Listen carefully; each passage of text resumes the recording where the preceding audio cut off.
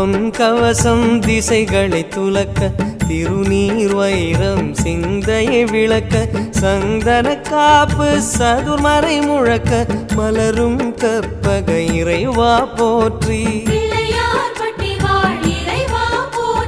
கலியுகம் காக்கும் கணபதி நாதா வலம்புரி நாதா அபயம் அபயம் அபயம் அருளும் இறைவா போற்றி